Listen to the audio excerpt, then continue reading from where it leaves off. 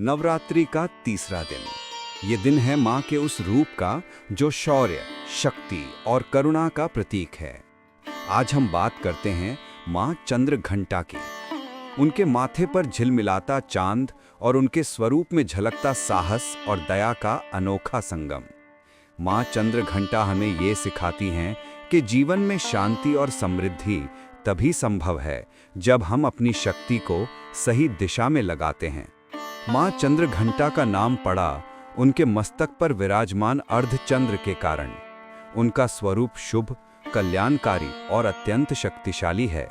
भक्तों के लिए माँ चंद्रघंटा सुख, शांति और सुरक्षा की देवी हैं।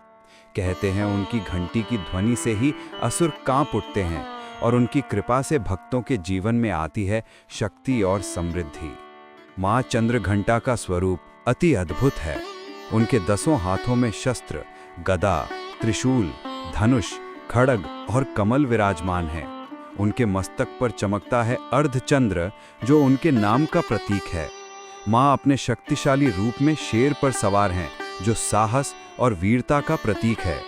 उनके मुख पर शांति और कृपा का तेज है, लेकिन उनकी आंखों में दिखाई देती है असुरों का विनाश करने वाली शक्ति।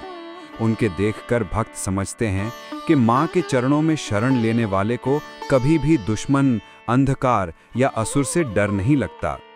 कथा के अनुसार माँ चंद्रघंटा का रूप माँ पार्वती ने अपने विवाह के समय धारण किया था। जब भगवान शिव वर के रूप में भयंकर, भस्मस्मीयड और घोर रूप धारण करके आए, तब माँ ने अपना सुंदर, शक्तिशाली और तेजस्वी रूप धारण किया, जिसने शिव के भयंकर रूप को शांत कर दिया। तभी से माँ के इस रूप को चंद्रघंटा कहा जाने लगा। एक अन्य कथा में वर्णन है कि असुरों ने देवलोक पर आक्रमण किया था। तब माँ ने अपना चंद्रघंटा रूप धारण किया और अपने शक्तिशाली शस्त्र और घंटी की ध्वनि से असुरों का विनाश कर दिया। उनकी घंटी की गूंज से असुर भयभीत होकर भाग गए। माँ चंद्रघंटा का प्रिय रंग है लाल और ऑरेंज। ये रंग ऊर्जा, शक्ति और जीवन में उत्साह का प्रतीक है। इस दिन भक्तों को लाल वस्त्र धारण करके पूजा करनी चाहिए, जिससे माँ प्रसन्न होती हैं। माँ चंद्रघंटा को दूध और दूध से बने पदार्थ जैसे खीर अत्यंत प्रिय हैं। भक्तों को माँ की पूजा में दूध का भोग जरूर चढ़ाना चाहिए। ऐसा करने से जीवन में सुख, शांति और समृद्धि का विकास होता है। नवरात्रि के तीसरे दिन सुबह स्नान करके लाल या केसरिया वस्त्र पहनकर माँ की पूजा की जाती है। पहले कलश स्थापना और गणेश की पूजा के बाद माँ चंद्रघंटा का ध्यान किया जाता है। उन्हें लाल फूल, रोली, अक्षत और धूप दीप अर्पित किए जाते हैं। माँ को दूध या खीर का भोग चढ़ाकर मंत्र ओम देवी चंद्रघंटाये नमः का जाप करना चाहिए। इससे भक्तों के जीवन में आती है शौर्य, शांति और सफलता। माँ चंद्रघंटा को मणिपुर चक्र की अधिष्ठात्री देवी माना जाता है। उनकी पूजा से जीवन में आत्मविश्वास, ऊर्जा और निर्भीकता का संचार होता है। जो भक्त उनकी आराधना करते हैं उन्हें जीवन में कभी भी भय, संकट या असफलता का सामना नहीं करना पड़ता।